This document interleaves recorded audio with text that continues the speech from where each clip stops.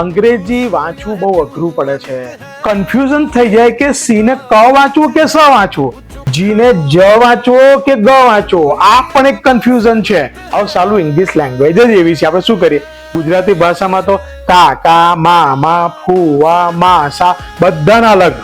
અંગ્રેજી અઘરું નથી, બસ જરૂર છે થોડાક નિયમો સમજવાની. અંગ્રેજી ભણતા રહો. આ સિરીઝનું નામ છે આપણે 0 થી જોરદાર.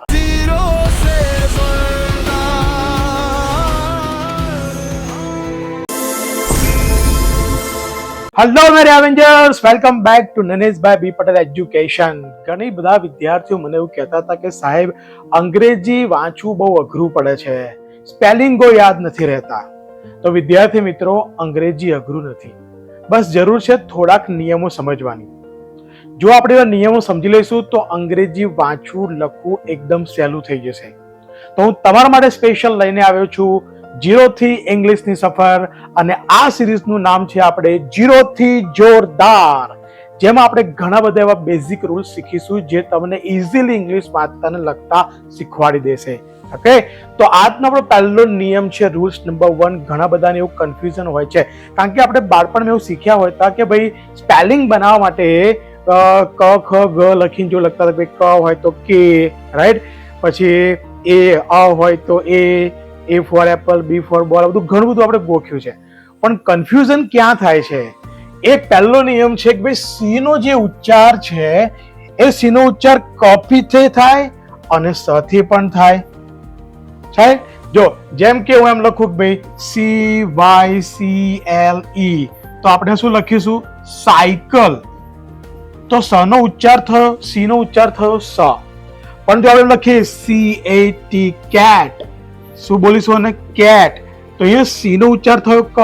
તો સાલું કન્ફ્યુઝન થઈ જાય કે સી ને ક વાંચવું કે સ વાંચવું. તો ચિંતા ન કરશો, એ જ રૂલ્સ આપણે જે જોવાના છે. ક્યારે સી ને સ વાંચવો અને ક્યારે સી ને ક વાંચવો, તેનો નિયમ જોઈ લઈએ આપણે. સિમ્પલ બેઝિક છે કે જ્યારે સી ની પાછળ ઈ હોય, આઈ હોય અથવા વાય હોય, કોણ? ઈ, આઈ અને વાય, ત્યારે સી નો ઉચ્ચાર થઈ જાય છે સ.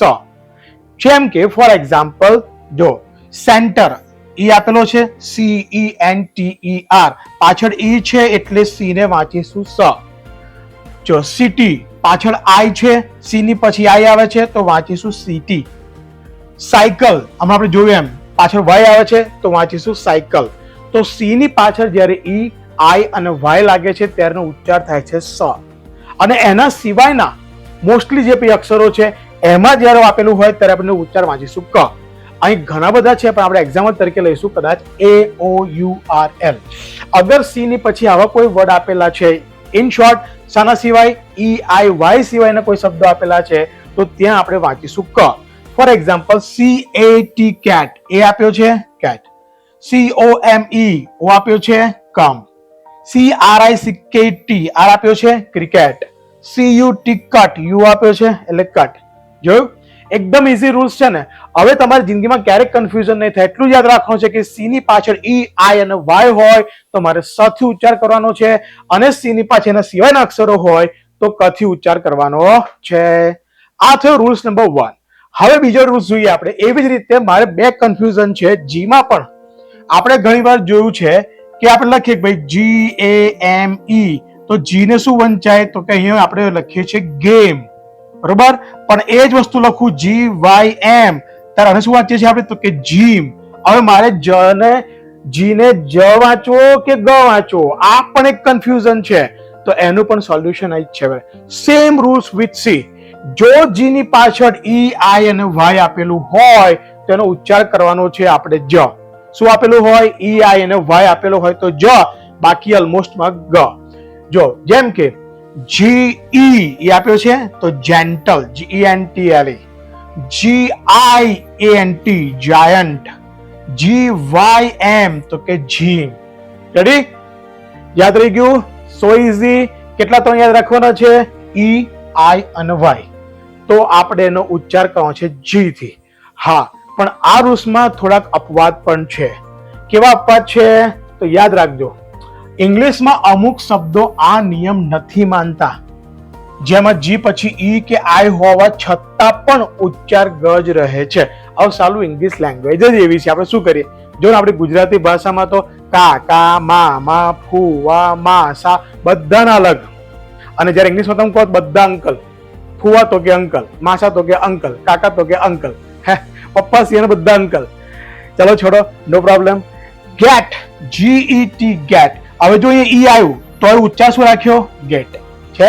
એ તે ગીવ, GI આવ્યો તો ગીવ, તો ભાઈ જીવ ના વંચાય, જેટ ના વંચાય. ઓકે, આ થોડા અપવા છે પણ આપણે ધ્યાનમાં રાખવાના છે, રાઈટ.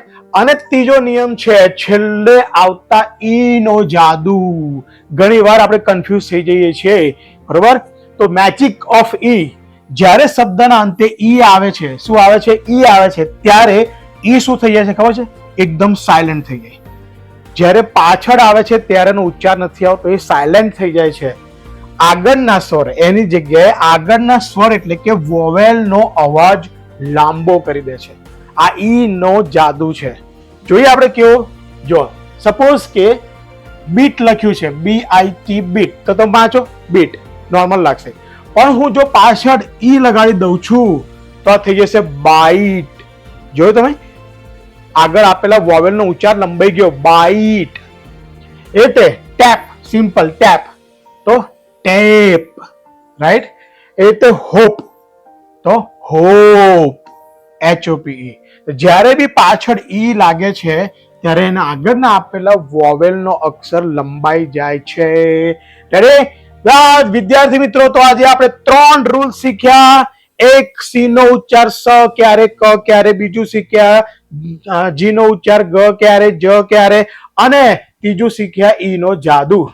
તો હવે તમારે મને થોડું હોમવર્ક કરાવવું પડશે. તમારે કોમેન્ટમાં મને લખવાનું છે સી ના ઉચ્ચાર વાળા 2 શબ્દો, સ વાળો શબ્દ અને ક વાળો શબ્દ. આ તમારે કમેન્ટમાં મને એટલા એક્સ્ટ્રા જે મેં એક્ઝામ્પલ આપ્યા હતા એના સિવાયના અક્ષર તમને લખીને મોકલવાના છે, રાઈટ. તો આપણી આ સિરીઝ 0 થી જોરદારમાં આગળ નેક્સ્ટ વિડીયોમાં આપણે જોઈશું કે ભાઈ સાયલેન્ટ લેટર કે, જેમ કે નાઈફ આવે તો અને વંચાય નાઈફ, પણ આગળ તો ક આપ્યો છે, ક કેમ નથી બોલાતો એ આપણે આગલા વિડીયોમાં જોઈશું. અગર તમને આ વિડીયો પસંદ આવ્યો હોય, તમને લાગતું હોય કે આનાથી ઘણો ફાયદો થાય એમ છે, તો આજે જ આપના મિત્રોને લાઈક કરો, શેર કરો, સબસ્ક્રાઇબ કરો, તમારા ફ્રેન્ડ્સને કહેજો કે આ સિરીઝ આપણને બહુ જ કામમાં આવવાની છે, એની સાથે શેર કરજો. તો મળીએ આવતા વિડીયોમાં. ત્યાં સુધી અંગ્રેજી ભણતા રહો. જય સ્વામિનારાયણ.